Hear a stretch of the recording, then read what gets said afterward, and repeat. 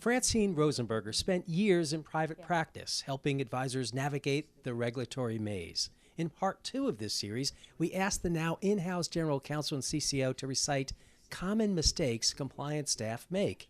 One of the most common things is just not documenting from a compliance perspective what you're doing, your testing, your processes, and just because, as you know, that the SEC is of the opinion that if you haven't written it down, you haven't documented, that you haven't done it.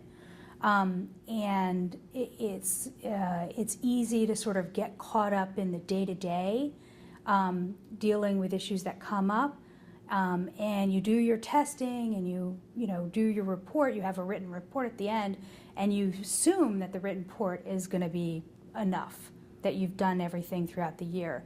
But what you really need is those work papers, that testing, that proof that you did all that backup leading up to that paper. I think that's probably one of the most common mistakes that I've seen. Should compliance officers reserve a certain amount of their day or week to making sure they do that documentation?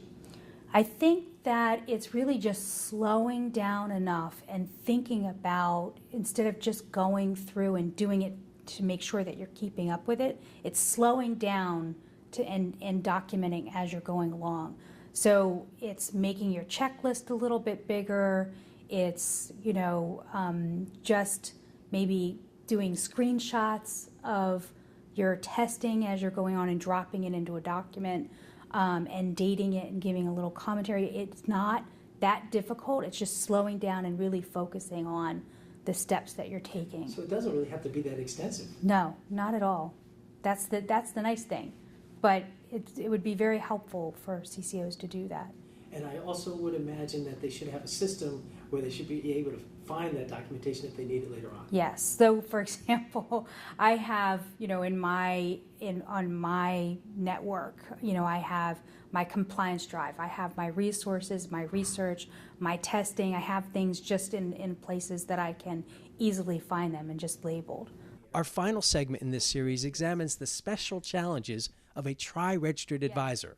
This is IA Watch publisher Carl Ayers.